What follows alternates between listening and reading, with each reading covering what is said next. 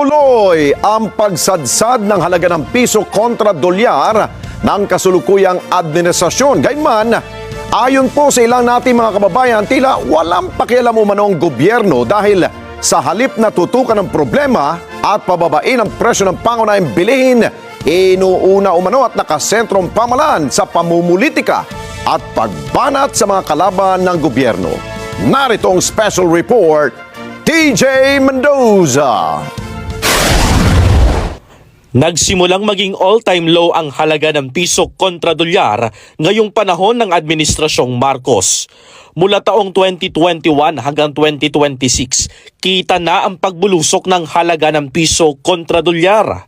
Taong 2021, sa huling taon ng Administrasyong Duterte, naitala ang 49 pesos and 88 centavos sa closing date na December 24, 2021.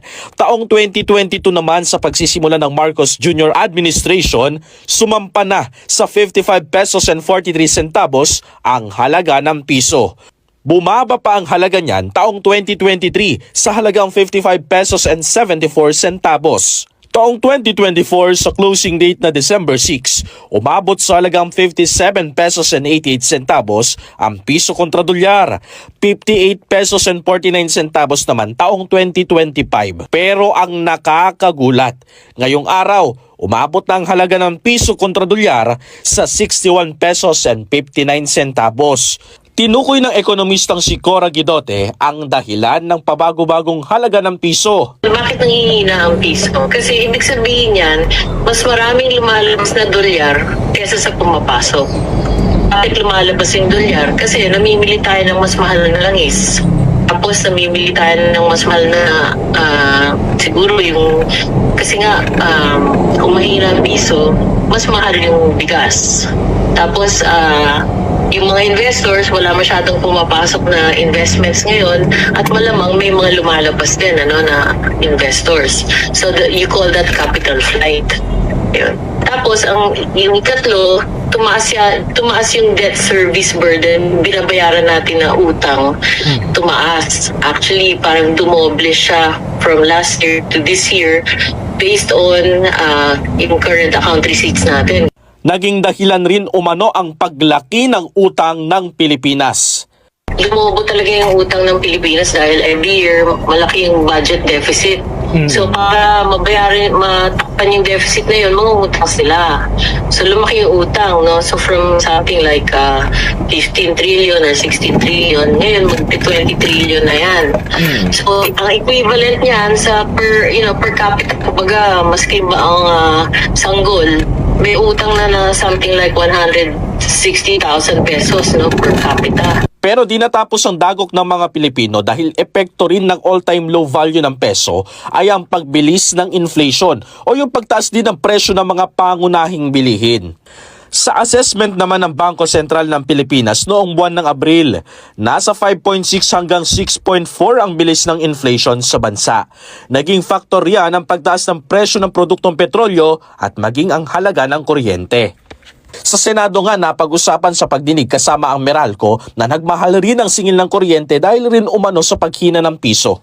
Yung pag-generate po ng power, kumukonsumo po yan ng fuels, and the fuels that are imported are dollar denominated. Actually po, kahit po yung indigenous fuel natin tulad ng Malampaya, dollar denominated po din yung bayad sa kanila. So every time mag-depreciate yung peso, lumalaki po yung peso equivalent ng cost ng fuel na yun.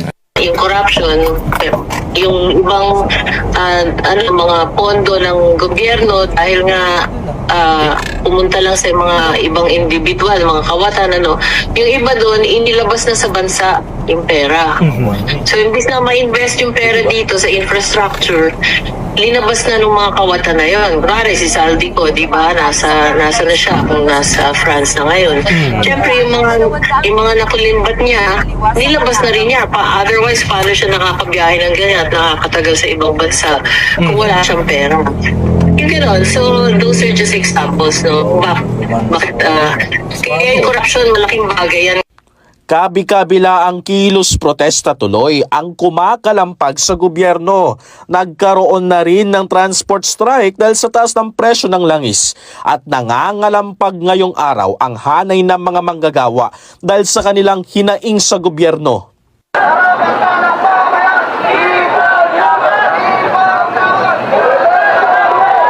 Pero imbis na tutukan ng gobyerno ang pagbaba ng presyo ng pangunahing bilihin o kaya naman ay ibsan ng kagutuman, dagdag pa ang patuloy na pagbagsak ng halaga ng piso.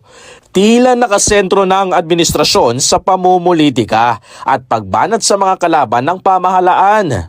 And the chair pronounces that the existence of probable cause has been declared with respect to both the Sabalia complaint and the Cabrera complaint.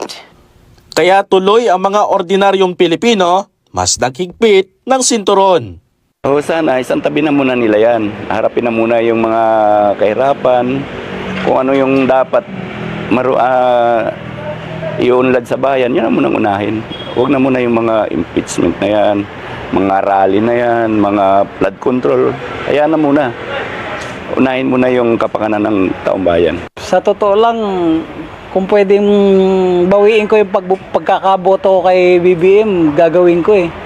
Kasi umpisa nang naging presidente siya, talagang sadlak na sadlak tayo sa kawalan eh. Iisa lang ang panawagan ng mga Pilipino ngayong panahon ng krisis. Sana ang silipin ng gobyerno ay ang problema na malapit sa sikmura ng masa at hindi ang pamumulitika. TJ Mendoza para sa Mata ng Agila. Matatag, matapang, matapat.